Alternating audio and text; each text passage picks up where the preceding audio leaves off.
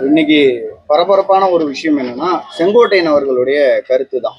அந்த நிகழ்ச்சிகள்ல வந்து அம்மாவோட படம் இல்லை அப்படின்றதால நான் கலந்துக்கல. அதே சமயத்துல நான் புறக்கணிக்கல, ஆனா கலந்துக்கலன்ற ஒரு கருத்து சொல்லியிருக்கிறாங்க.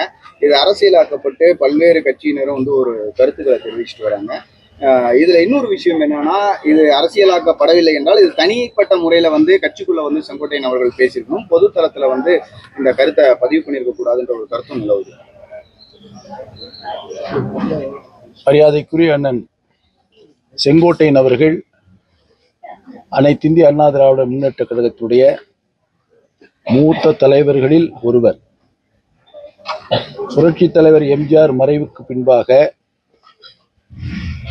மறைந்த முன்னாள் முதலமைச்சர், எங்களுடைய கழகத்தினுடைய போற்றுதலுக்குரிய பொதுச் செயலாளர்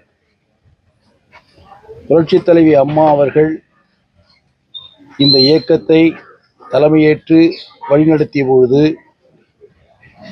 புரட்சி தலைவி அருகாமையில் ஒரு முன்னணி தளபதியாக செயலாற்றியவர். அரசியலில் மிகப்பெரிய அனுபவம் கொண்டவர். அரசியலில் ஏற்றத்தாழ்வுகளை சந்தித்தவர். அதே நேரத்தில் அவருடைய உழைப்பிற்கு ஏற்ற அளவிலே இதய தெய்வம் டாக்டர் புரட்சி தலைவி அம்மா அவர்கள் உயர்ந்த பதவிகளெல்லாம் கொடுத்து அழகு பார்த்தார்கள். அதைத் தொடர்ந்து இன்று நம்முடைய கழகத்தினுடைய பொதுச் செயலாளர் எடப்பாடியார் அவர்களும் புரட்சி தலைவி அவர்களிடத்தில் எந்த அளவிற்கு அவரை மதிப்போடும் மரியாதையோடும் வழிநடத்தினார்களோ அதேபோல் இன்றளவில் கழகத்தினுடைய பொதுச் செயலாளர் எடப்பாடியார் அவர்கள் ஒரு மூத்த தலைவராக இருக்கின்ற செங்கோட்டையன் அவர்களை மதித்து அவரை மதித்து அழைத்து செல்கிறார் என்பதை நான் தெரிவித்துக் கொள்கிறேன். அதோடு மட்டுமல்ல, அதாவது அண்ணன் செங்கோட்டையனை பொறுத்தவரையில் இந்த இயக்கத்தோடு ஒன்றிணைந்து நிற்பவர். அவரோடு அந்த மாவட்டத்திலே இருந்த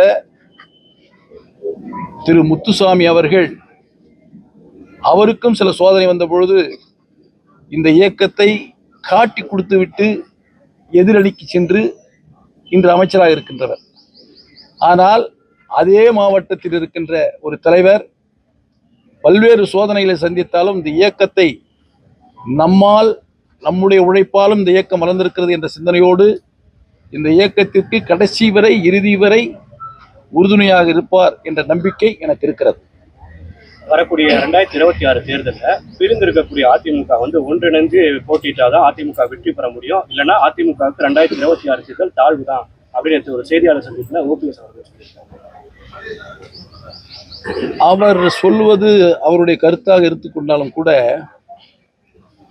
எந்த நிபந்தனையும் இல்லாமல் நான் இணைவதற்கு தயார் என்று சொல்லுகிறார். சொல்லிவிட்டு அடுத்தது என்ன செய்கிறார் என்று சொன்னால் உச்ச நீதிமன்றத்தில் கேவியட் போடுகிறார். அதுக்கு என்ன பொருள்?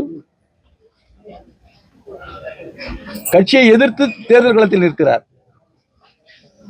எதிரிகளோடு சேர்ந்து இணைந்து எங்களை எதிர்க்கிறார். அதற்கு என்ன பொருள்? தலைமை கழகத்திலே அடியாட்களை வந்து அடிக்கிறார், பொருளை சேதாரப்படுத்துகிறார். அதற்கு என்ன பொருள்? நான் ஒரு கருத்தை இங்கு வெளிப்படையாக சொல்ல விரும்புகிறேன். புரட்சி தலைவர் எம்ஜிஆர் மறைவுக்கு பின்பாக இதே போன்ற ஒரு சூழல் இருந்தது. அப்பொழுது புரட்சி தலைவி அம்மா அவர்களை இந்த கட்சிக்கு தலைமையேற்க வைக்கக்கூடாது என்பதற்காக சில பெருந்தலைவர், ஏன் குறிப்பாக சொல்லுகிறேன், ஆர்.எம். வீரப்பன் போன்றவர்கள் எல்லாம் ஒரு சில தலைவர்கள் இணைந்து புரட்சி தலைவர் எம்ஜிஆருடைய துணைவியார் அன்னியார் ஜானகி அம்மையாரை முன்னிறுத்தினார்கள். முன்னிறுத்தி முதலமைச்சர் பொறுப்பையும் கொடுத்தார்கள். அதற்கு பின்பு நம்பிக்கையில்லா தீர்மானத்தில் ஆட்சி கவிழ்ந்த பின்பு தேர்தலும் வருகிறது.